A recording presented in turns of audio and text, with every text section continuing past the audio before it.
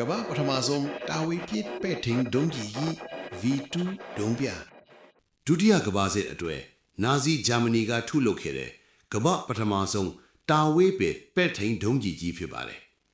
V2 ဟာအတန်ရဲ့အမြန်နှုန်းထက်၄ဆပိုမြင့်တယ်လို့ကဘာလေထုအပြင်ဘက်အာကာသအဆက်နားထိရောက်ရှိခဲ့တဲ့ပထမဆုံးလူလုပ်ပစ္စည်းလည်းဖြစ်ပါတယ်တုခေတုခါတုန်းကတော့ကဘာကြီးကိုတုံလုတ်စေခဲ့တဲ့နီးပညာအံ့ဩဖွယ်ကြီးတစ်ခုပါဒီဒုံပြန်ကြီးရဲ့ဖွဲ့စည်းပုံကိုကြည့်မယ်ဆိုရင်အဓိကအပိုင်း၄ပိုင်းပါဝင်ပါတယ်တစ်ထိတ်ဆိုးမှာတက်ဆင်ထားတာကတော့ပေါင်ချင်းနှစ်ထောင်လေးတဲ့ရန်တွေပါဝင်တဲ့ warhead ထိတ်ဖူးဖြစ်ပါတယ်နှစ်ဒုတိယအပိုင်းကတော့ gyroscope တွေနဲ့ထိန်းချောင်းမဲ့ထိန်းချုပ်ရေးအပိုင်းဖြစ်ပြီးသုံးတတိယအပိုင်းကတော့ဒုံပြန်ရဲ့ကိုယ်ထဲအများစုကိုနေရာယူထားတဲ့အေယာမလောင်စာကန်ကြီးတွေပဲဖြစ်ပါတယ်လေးအောက်ဆုံးအပိုင်းကတော့အင်ဂျင်နဲ့တောင်းပန်းတွေပါဝင်တဲ့အမီးပိုင်းဖြစ်ပါတယ်။နီးပညာနဲ့လောင်စာစနစ်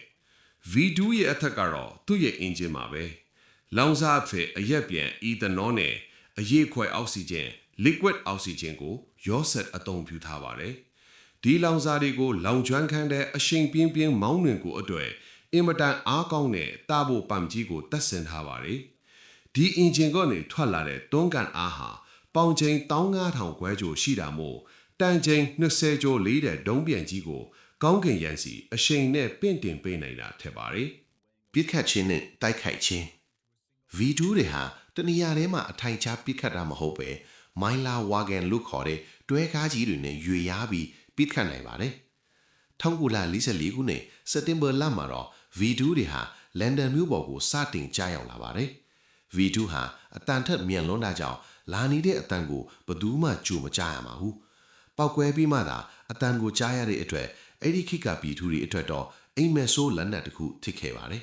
V2 ဟာစစ်ပွဲမှာလူပေါင်းများစွာကိုတေစေခဲ့တဲ့လက်နက်ဆိုးကြီးခစ်ခဲ့ပေမဲ့တစ်ဖက်မှာလည်းလူသားတွေရဲ့အာဃာတခစ်ကိုအစာပြိုးပေးခဲ့ပါတယ်